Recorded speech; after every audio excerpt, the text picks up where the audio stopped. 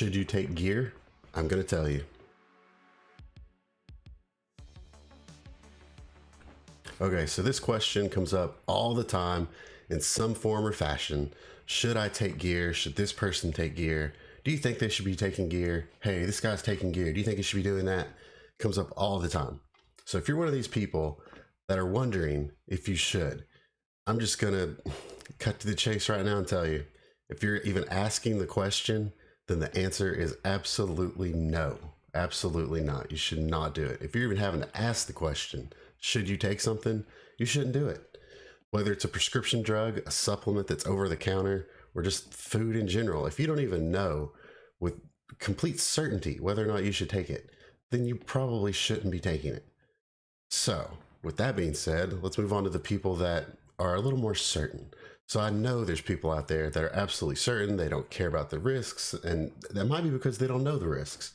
And this channel is gonna tell you about the risks. I promise you.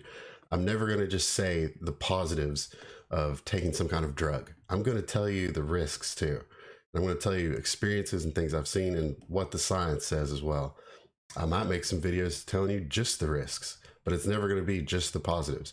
I will never, ever just straight up glorify you taking some drug, especially if it's something that you're unsure if you should even take. So if someone ever asks me in the gym, I mean, people that are watching this, if you know me, you know what I say. I always tell them, if you're asking me, then no, you shouldn't take it. If you're going to tell somebody you're taking something, that's a different story. If you're 100% sure you're going to take it, then yeah, I'm going to tell you what I think you should be doing and how to do it safer. I mean, why wouldn't I? Why would I just let someone go off and do something and have no say in it? Knowing how much knowledge I have, I'm going to tell you some things that at least help you out with it. So with that being said, if you're someone that's asking the question, then you need to do some Googling, man. There's a lot of stuff out there that you need to check out. And here's one study that I think a lot of people have seen from 2018. And there's so many studies that look just like this. But this is the one that, with the results, that should just be pretty straightforward to you about the mortality rate. Mortality was 3 times higher amongst users of AAS, which means androgenic anabolic steroids, than amongst non-user controls. This looked at how many male subjects? 545 male subjects. So 3 times higher. That's a lot, man. Like that's pretty high. So let's see, lifetime prevalence, steroid abuse, estimated around 6% for men.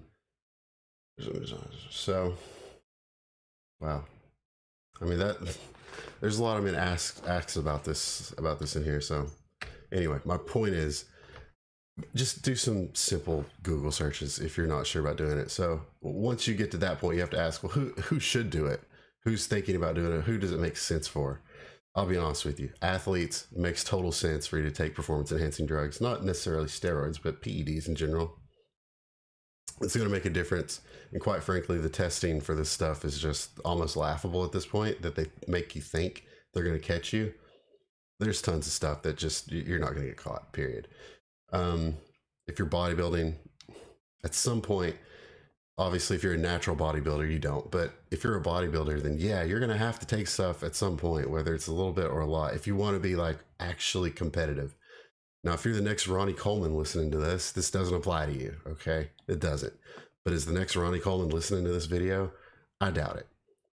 And then the last point I want to make to you is, if you are going to go down this path, please, for the love of God, do not do the dosages that these idiots in your gym are telling you to do, or even on these forums. Like, it's absolutely ridiculous.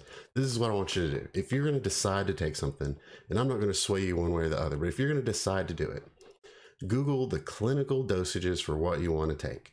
See what, if it is approved for human use, which I hope it is, and it's something that can be prescribed, which I hope it is, like testosterone, nandrolone, anavar, etc., masteron.